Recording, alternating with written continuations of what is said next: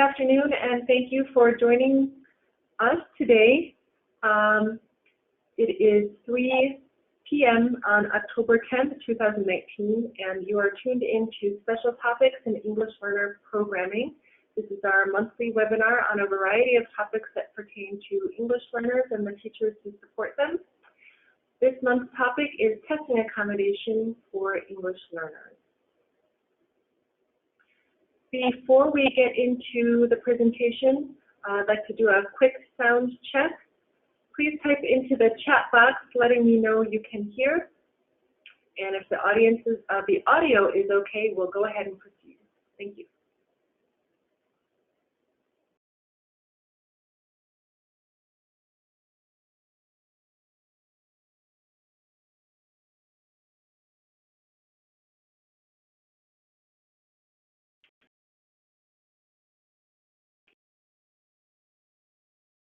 Michael, here we go. Again, thank you for joining us. This presentation is on accommodations, more specifically testing accommodations for English learners. My name is Anika Harris.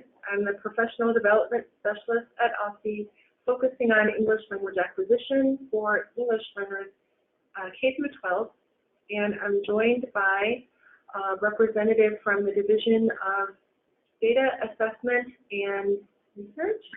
Got it right. Michael Craig, who's our Assessment Specialist for Special Populations.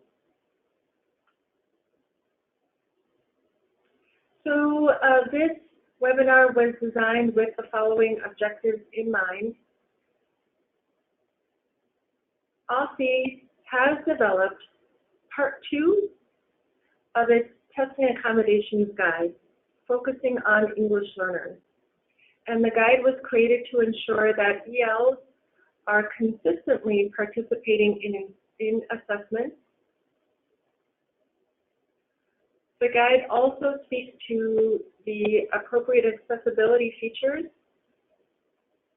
and that those features are provided to students who need them. The guide also calls out appropriate accommodations that are provided to all students who are eligible. Finally, the guide speaks to accommodations that are used in assessment, but they can also be used in daily instruction. And to the last bullet, you'll hear the phrase repeated over and over again throughout the hour that these testing accommodations can also be used in daily instruction, and we will discuss how that is so. The Testing Accommodations Guide provides an overview of each accommodation for English learners, its intended use, and eligibility criteria. So by the end of the hour, you'll understand the difference between accommodations in Part 2 of OSSE's Testing Accommodations Guide and accommodations provided by PARCC and accommodations provided by WIDA. You'll know about each accommodation for English learners, including their intended uses and eligibility criteria. You'll also understand the function of an EL Accommodation Committee and considerations that the EL Accommodation Committee takes into account when selecting EL accommodations for testing and instruction. Finally, you'll be able to understand the process for amending accommodations for English learners. So let's share a little bit of background, the hows and whys of accommodations for English learners. From OSSE's point of view, we're committed to ensuring that statewide assessments are accessible to the widest possible number of students, including English learners and English learners with disabilities. We support the use of appropriate testing accommodations for all of DC's ELs and ELs with disabilities who need them. And to that end, we've developed guidance to ensure that the participation of ELs and ELs with disabilities in assessment is consistent across the city. The guidance also assures that appropriate accommodations are provided to all eligible, qualified students. And again, accommodations used in assessment are also used in daily instruction. The link on this slide will take you to the 2018-19 Testing Accommodations Guide Part 2 for English learners. It's the most current version of the guide, and those of you participating today will get these slides emailed to you. So if you are not able to go to OSSE's website and source the Testing Accommodations Guide Part 2 on your own, when you receive the slides, you can go to this slide, which is slide number 7. Click the link, and you'll be taken to the guide. Accommodations are not available broadly. There are some limitations, and the limitations are that the ELs should be identified in advance through documentation in an EL plan. In the webinar pane, you will find a link to a sample EL plan. It's just a sample provided in spreadsheet form that includes personal identifying data of the English learner, their English language proficiency screening and assessment history, goals and objectives for their English language development during the school year, and there's a space to document accommodations that the EL Accommodation Committee has selected for the learner. And there are other sections to help the school or LEA plan for an EL English language development during the school year. Again, that document is available through the webinar platform. There's a pane that you use to enter your chats in the chat box and your questions in the question box. It's the same pane where you can raise your hand to speak or ask a question. You will find handouts, and the linked handout for you is a template, just a sample of an EL plan. You can take it at your school or LEA and modify it as you see fit if you do not already have a plan. So to continue, accommodations should, to the extent possible, provide equitable access during instruction and assessment. We understand that the name of the guide is Testing Accommodations, but the accommodations can be quote-unquote piloted by students in the classroom, but also used by students to help them access instruction and be successful in the content areas. The accommodation should also reduce the effect of a student's English language proficiency so that they can show what they know in the content areas. Yet, the accommodation should not reduce learning or performance expectations. So the use of an accommodation shouldn't water down the task in any way, nor should it change the construct being assessed on a test. And the accommodation shouldn't compromise the integrity or the validity of the assessment.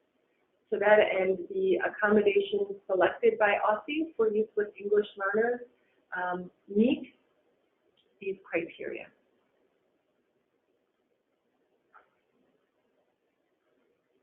The intent of an accommodation is to reduce and eliminate, or reduce or eliminate, the effects of a student's English language proficiency level on their test responses and test performance, and the same can be said for instruction. However, accommodations should never reduce learning expectations. So again, they're not used to water down the task or water down what a student is producing. Accommodations provided to a student on statewide assessments like PARCC must generally be consistent with those provided for classroom instruction and classroom assessment. One question that we field frequently is, how do we know if an EL is eligible to receive accommodations? And another question is, can I just give accommodations to all of my English learners? The answer is that the EL accommodations are available only to students who meet any of these 3 eligibility requirements. The student must be identified as EL, including students who have waived their child's placement in an EL program. Those students are eligible to receive accommodations on any statewide assessment.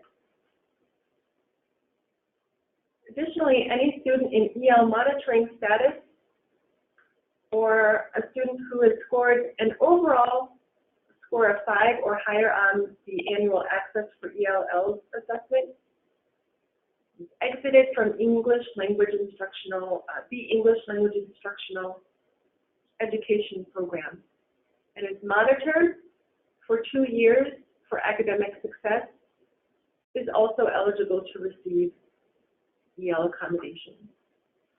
Lastly, an EL who either has an individualized education plan or an IEP, or has a 504 plan, is considered an EL with disabilities.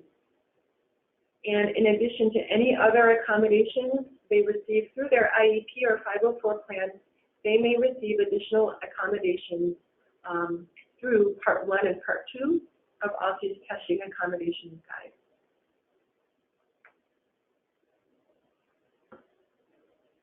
It is important to document the use of accommodations by an English learner. Question may be, where do we document this? And the response is, the student registration, personal needs profile, also known as an SRPNP, is the place where those accommodations can be documented. And the student's EL plan, if you have one, and hopefully you do, it's best practice to put the accommodations in there. The PNP doesn't capture all accommodations that an EL student may receive, but the student's EL plan, if the student has one, should document the accommodations. And again, all assigned accommodations must be made available during the actual test. So we'll get into the selection of accommodations in a bit, and the student's practice with accommodations, and evaluating if those accommodations are working, or if changes to the accommodations plan needs to be made so that a student can be successful on the test. So your LEA assessment coordinator will be familiar with the SRPNP. This document will be utilized during testing season.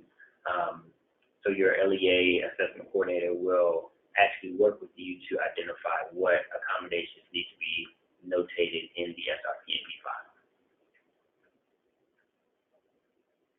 Let's take a look at the actual accommodations themselves.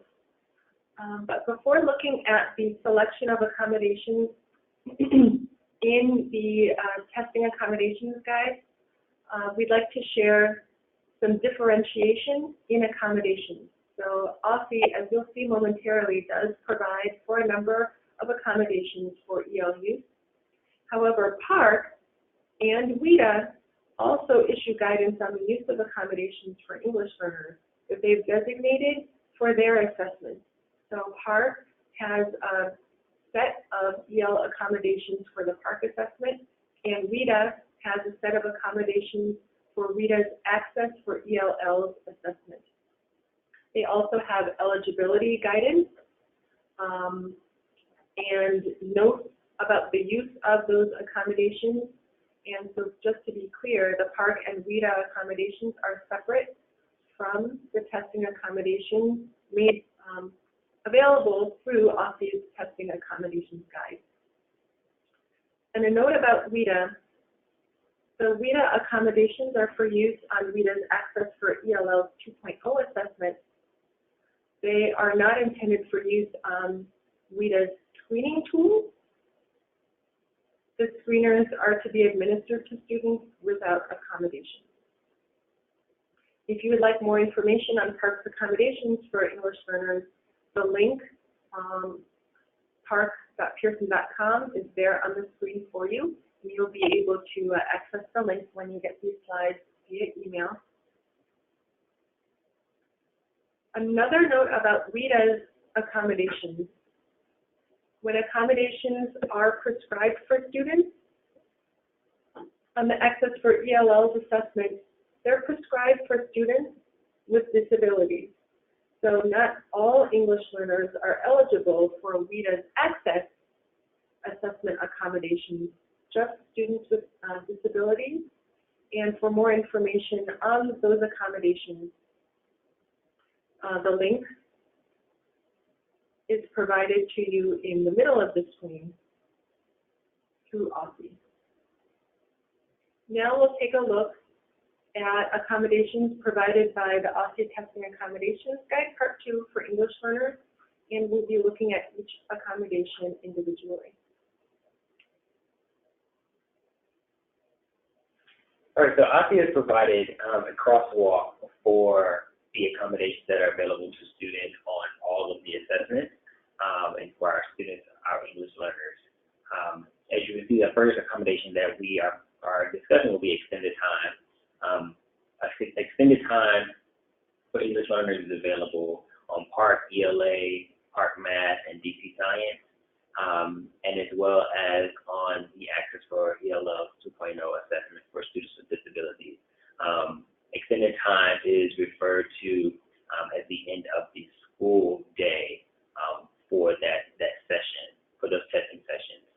Extended time is not available in MSAA, ELA, and Math, or DLM, which is Dynamic Learning Math, alternate science assessment, because those assessments are untimed, so the student can pause, take breaks, and come back to those assessments at any time.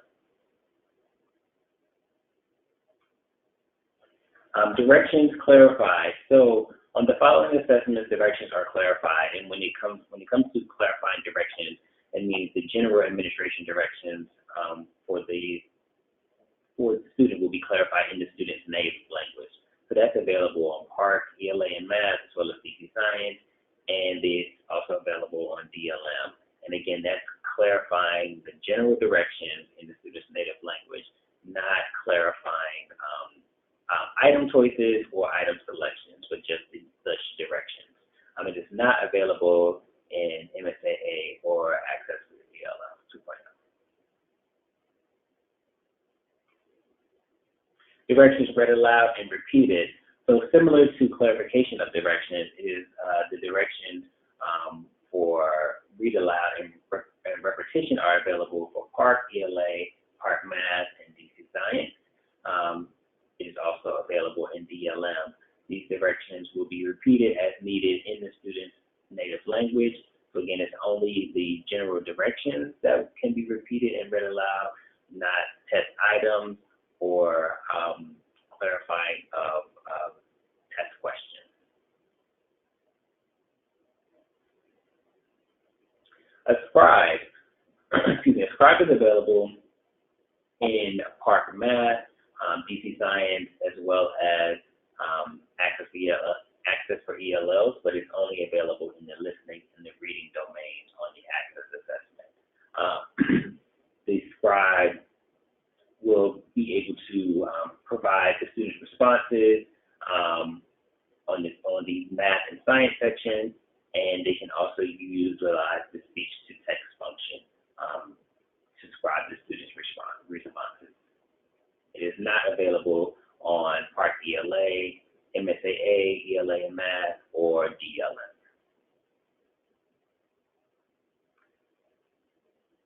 A dictionary. Dictionaries can be used for translation in on the following assessments: PARCC, ELA, PARCC Math, and DC Science, and on DLM in the English to the native language, the student's native language. It is not available on MSAA or Access for ELL on any domain. I'm going to jump in here and repeat a caution that I've shared with some of you in our face-to-face PD for English learners, and that is there are certain scaffolds or strategies or supports that are somewhat intuitive and don't need much background building between the teacher and the student. The student can pretty much get an instruction on how to use that support and take it away. Other support scaffolds and resources well, there needs to be some instruction, explicit instruction in the use of that resource in order for the student to be successful. I warned that I would repeat the accommodations that we're presenting today can be used for testing and for instructional purposes.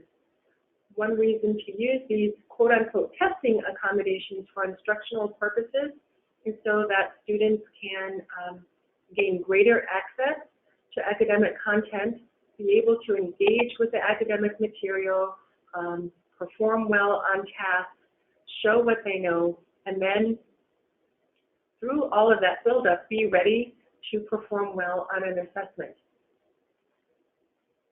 The dictionary as an accommodation is one such resource, and in this case, for our presentation today, an accommodation that really should not be given to a student the day of a test.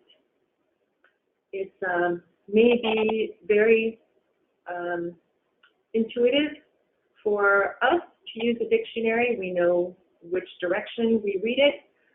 We know that we open it and read it from front to back.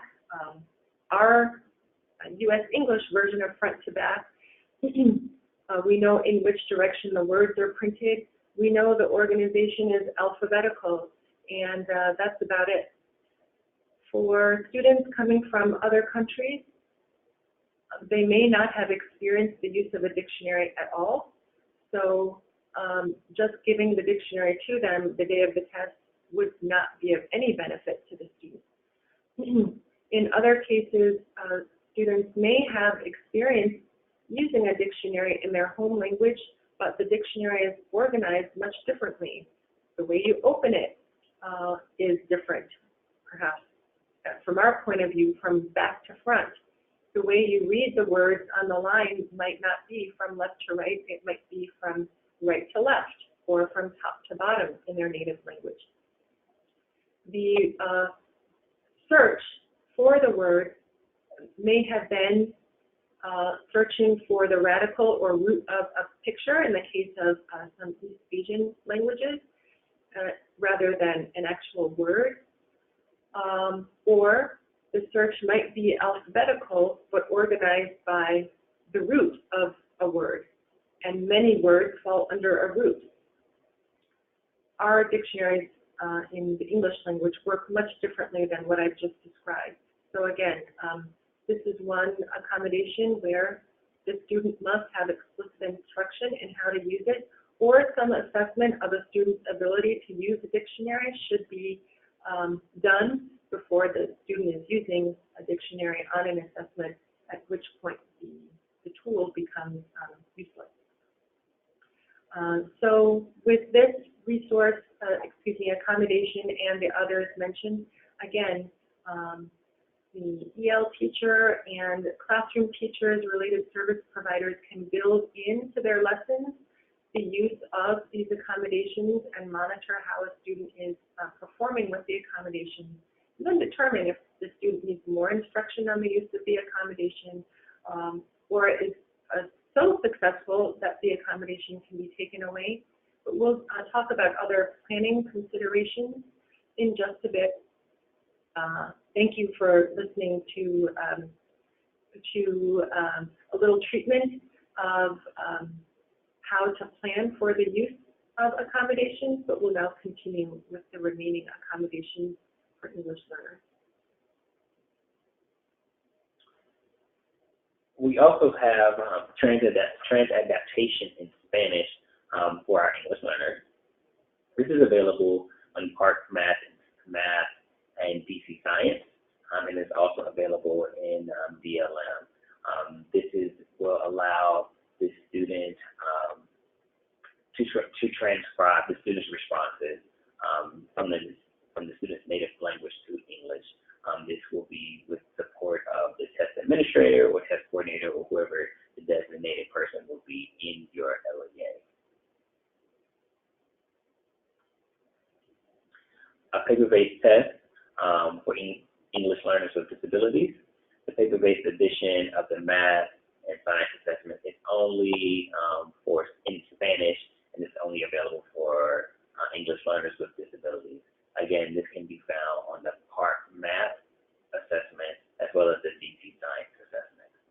paper-based editions are not available for PARCC ELA, MSAA, DLM, or Access for ELM. A large print assessment for English learners with disabilities. Large print is only available in PARCC Math. This is for our students with visual impairment, and again, these are for English learners with disabilities. Large print is not available in any other assessment except for PARCC Math.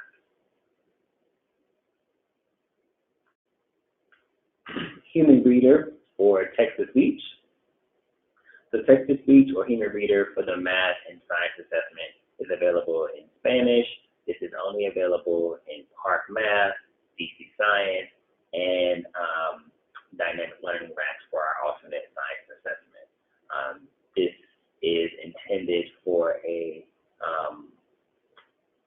small number or small subset of students that are unable to access the curriculum and then need that additional support for human reader or the text-to-speech function that's built into the platform.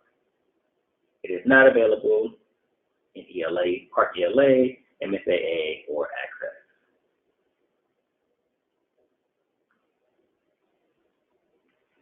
Before going into considerations for planning for the use of accommodations, I wanted to take a brief pause to allow you to ask any questions that you might have. We're going to mute for just a moment. We're still live, so we haven't gone anywhere, but we do want to address some questions that have come.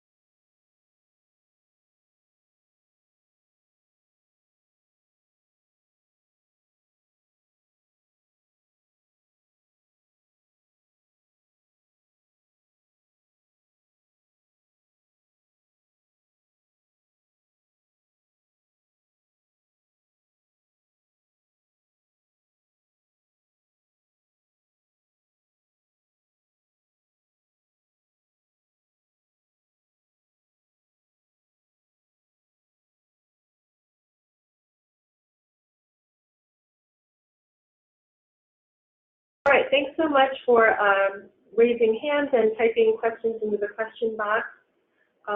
There's a question about some acronyms, as well as the use of EL accommodations on assessments that are school and LEA based, like the MAP or MEP.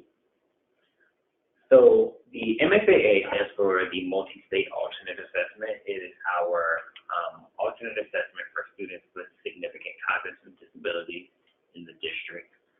There's also a question about DLM, that stands for Dynamic Learning Maps. It is our alternate assessment, our alternate science assessment for students with significant cognitive disabilities in the district.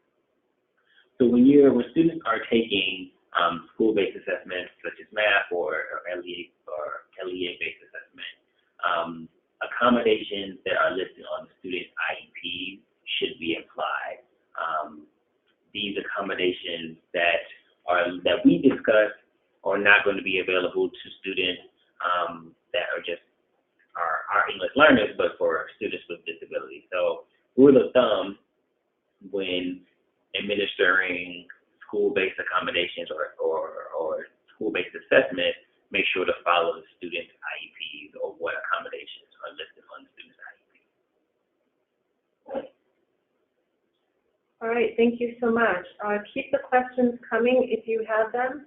We will check the question chat box intermittently through the next turn our attention to some considerations when planning for the use of EL accommodations.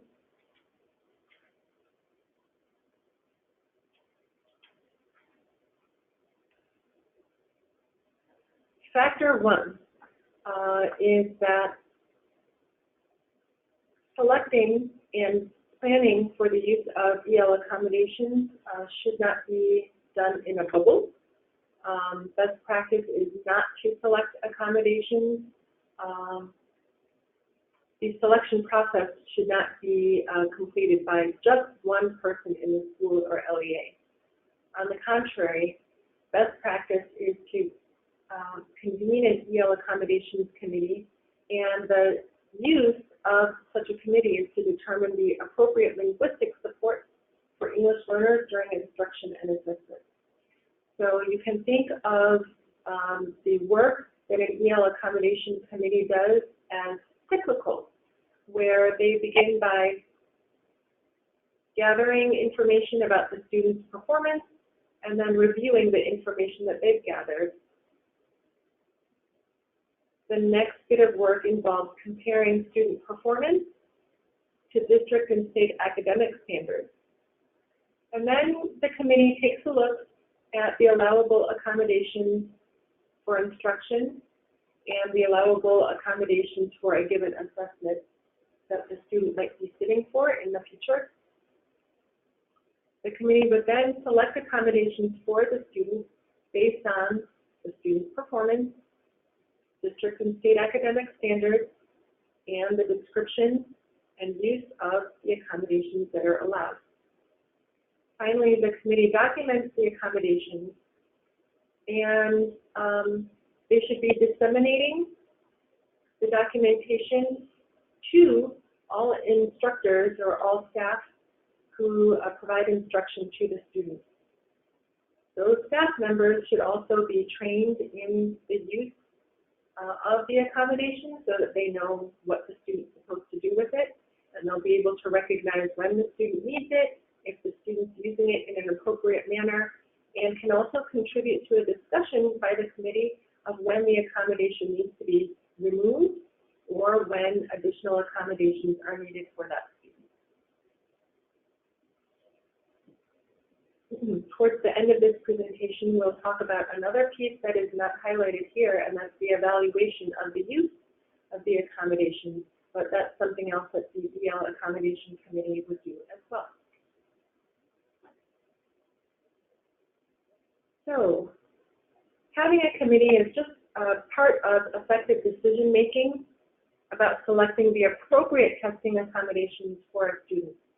And that decision-making should take place well before the testing day.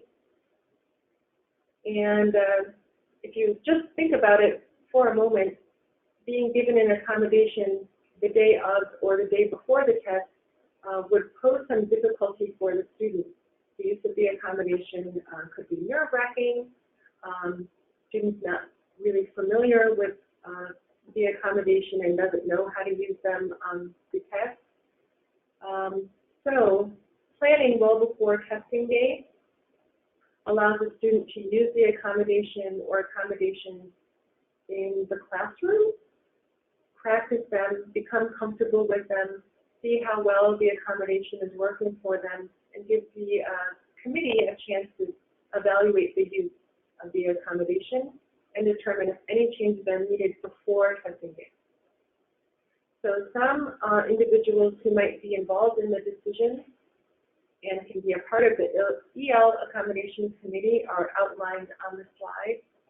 Obviously, teachers who support English language development, the general education teachers and related service providers, any special education teachers who work with the students, the test coordinator, school administrators, the students themselves, particularly older students who can advocate for what they need and effectively communicate their needs, what they think would work for them, tell the committee if they want to use the accommodation or not, and the guidance counselor. For English learners with disabilities, they may receive both the accommodations listed in their IEP and EL accommodations. There's no exclusions.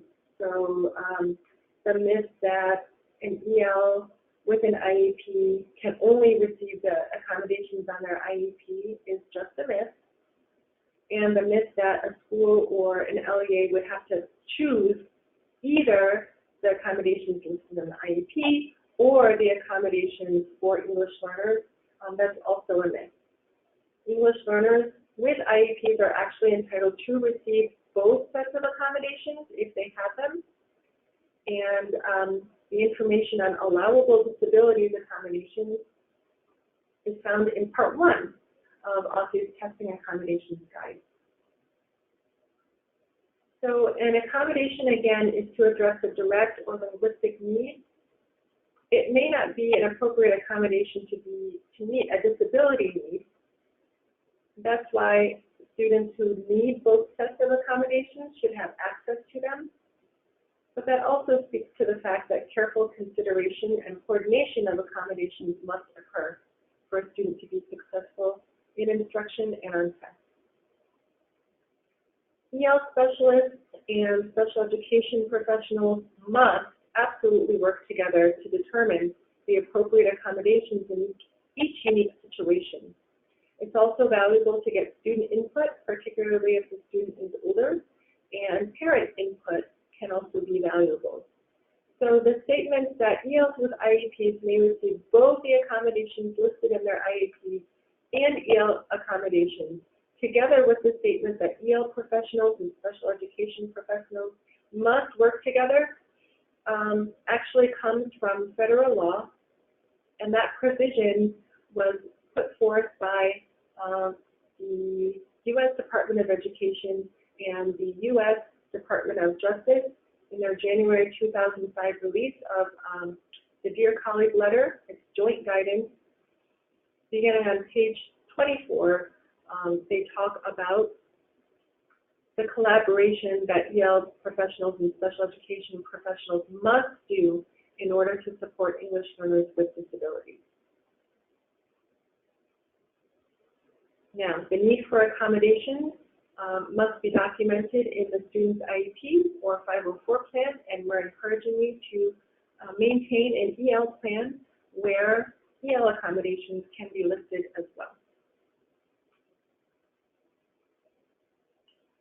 Continuing with the topic of ELs with disabilities, the EL Accommodation Committee and the IEP or 504 team should be meeting to determine the appropriate accommodations that address the student's linguistic needs and disability. They should be meeting to discuss the effective implementation of the accommodation, and then they should work together to determine the effectiveness through evaluation of the accommodation or accommodations. It's not okay to make these decisions in isolation from the rest of the professional team, i.e. just the EL Accommodations Committee makes the decisions about accommodations for ELs with disabilities, or just the special education team makes decisions about accommodations for ELs with disabilities. The decision-making must be a collaborative effort.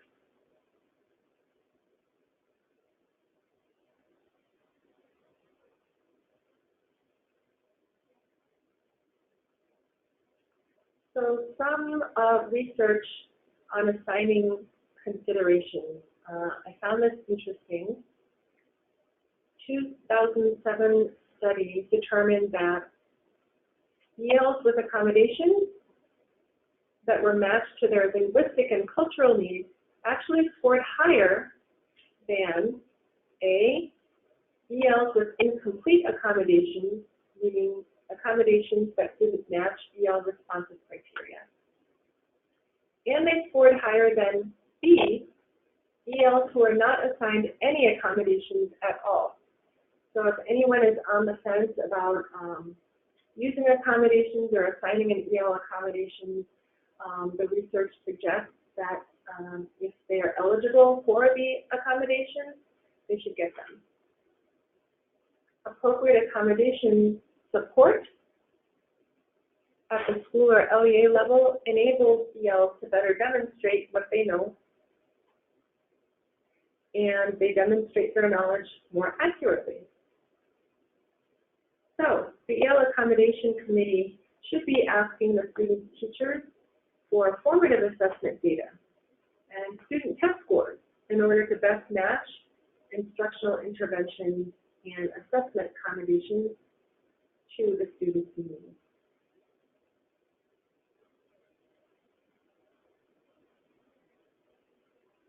There's a three-pronged approach to assigning accommodations. The first prong is to individualize the accommodation. So if one thinks of English learners as one homogeneous group, they might mistakenly assign the same accommodations to all of their ELs. Rather, we ask that you recognize ELs are different, their needs are different, their English language proficiency levels are different, they have different cognitive abilities, social emotional needs, so on and so forth. So each EL who requires and is eligible for accommodations should have those accommodations that best match his or her needs. The second prong of the approach is considering the language, specifically considering the student's level of English language proficiency and native language proficiency, and knowing the proficiency in the language in which instruction is given to the student. So for many of you in DC, that's going to be English, but for those of you in dual language settings, that might be a language other than English. And the third prong to this approach is knowing how to increase the likelihood of effective accommodation use on the test. So as the EL Accommodation Committee selects accommodations, they should be basing their decisions on factors that ensure an accommodation is going to really be useful to the student. Some things to bear in mind are the student's grade level, maturity and age, how long they've been in a U.S. school, because all of these factors may impact a student's use of accommodations. The link to page 12 of the Testing Accommodations Guide, Part 2, has additional considerations. I just wanted to summarize them for you.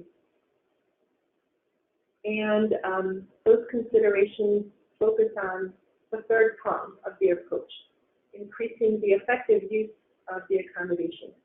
You know, logically, if the accommodation can't be used well or is not going to be used at all, then it can't be effective.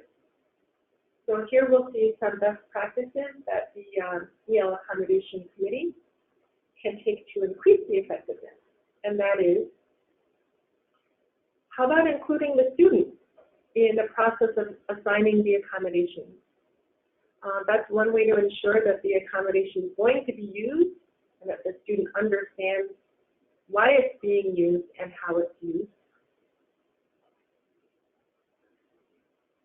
If you find out that the student is really unfamiliar with standardized testing or computer-based testing, plan for test preparation activities prior to the test to get them more comfortable with the assessment platform.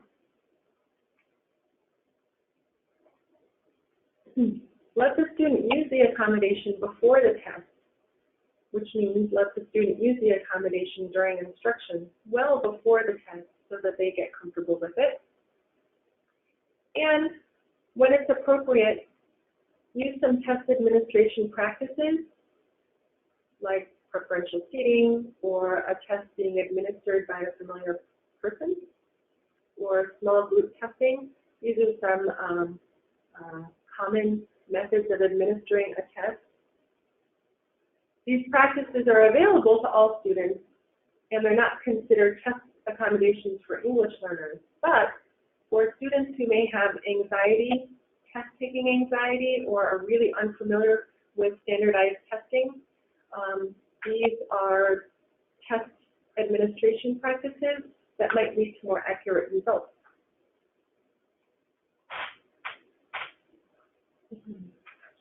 I mentioned earlier we would briefly cover how to evaluate if an accommodation is working, and if it's not, how to improve the use of the accommodation, or improve the use of an accommodation that will work.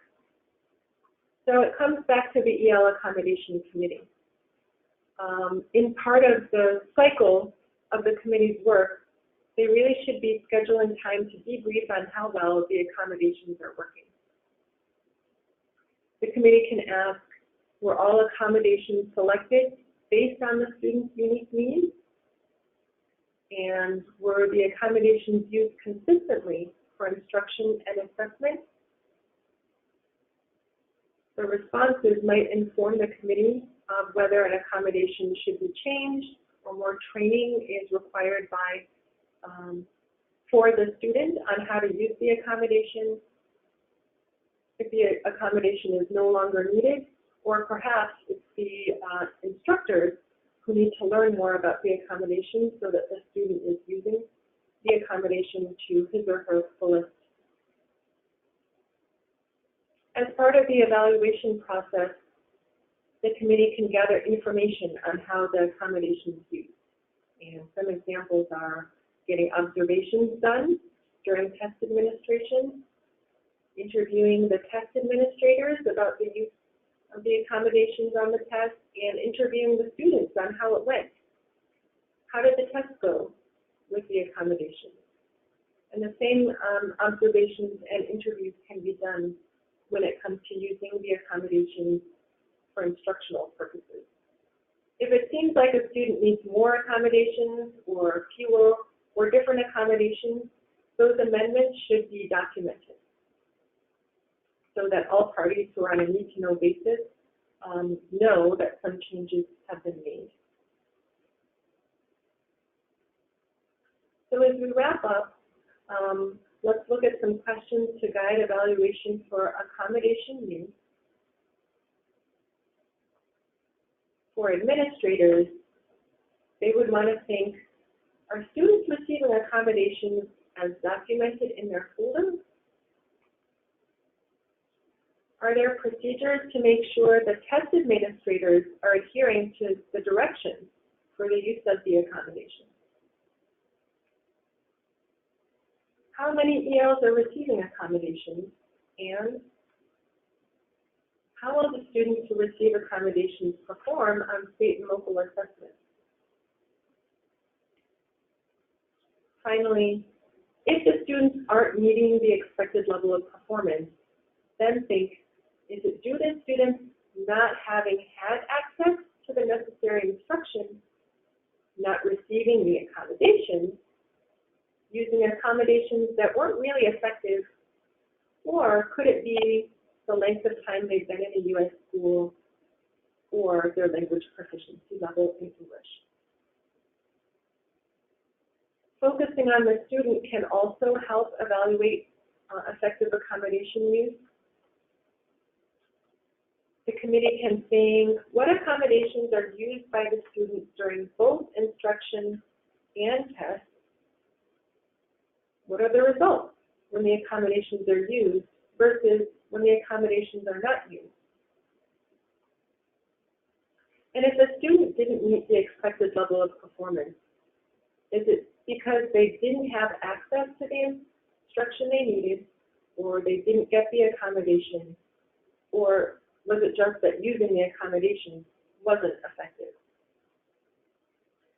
And from the student's point of view, how well do they think the accommodation works? Their input is certainly valued and appropriate to capture. Are there combinations of accommodations that are effective? And were there any difficulties encountered in the use of accommodations? Finally, what are the perceptions of teachers and others about how the accommodation appears to be working?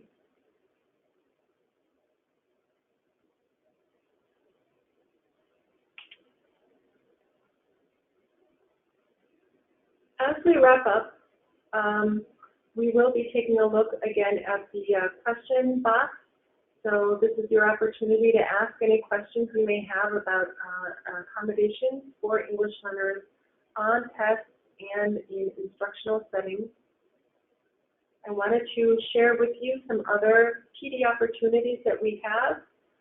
OSSE's Division of Teaching and Learning comes together to provide high-quality PD. And here you will see we have a large and growing team to support you in the work that you do. If you do have questions on some of the specialized topic areas, feel free to reach out to the point of contact whose specialty is that area. You see that we have resources available to you on OSSE's webpage focusing on English learners. The English learner page is now split into an instructional strand and a policy strand, so we've upped it to 2 EL pages. And another new offering is our PD bulletin. When you get the slides, you can click the link at the top and subscribe to our bulletin to learn what new professional development opportunities are coming down the pipe. Next month's monthly webinar on November 14th is Difference versus Disability. So we will be learning about when to suspect a student has a disability and needs an evaluation versus when the student is just displaying characteristics of being culturally and linguistically diverse.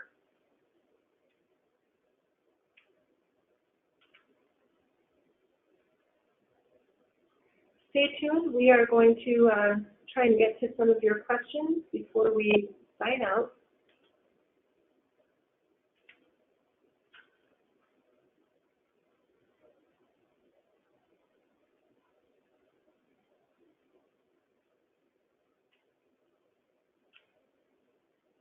Again, you can expect within 24 hours to get the copy of this webinar emailed to you.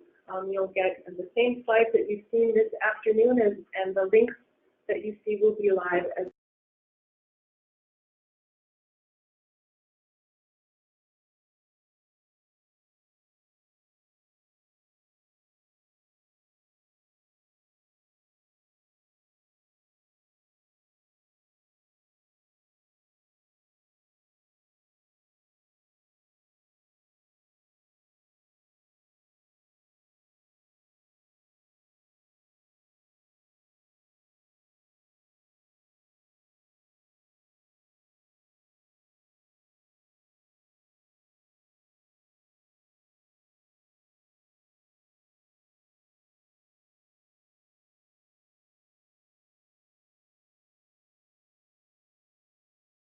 Thank you for posing some of your questions and raising your hand. We wanted to make sure we address the questions that were posed in this hour.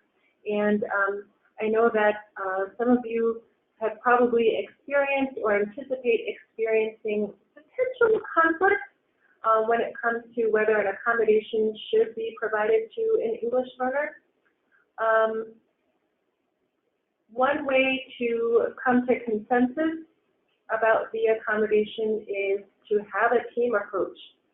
So forming an EL Accommodations Committee comprised of, again, an EL specialist or someone with second language acquisition training, classroom teachers who work with the students, related service providers if the student has them, special education staff if the student has them, an administrator in the building who may have an approach that's unique to his or her school or LEA can also be involved, as well as parents and the student, him or herself. So, you know, we think we're all adults in the room. We'll all have different points of view that we're coming with, which is part of the reason that it is beneficial to have a team approach to selecting accommodations. Can't really say that there's one decider among those people on the committee who will have the say-so, but hopefully everyone will respect one another's opinions, maybe do some research,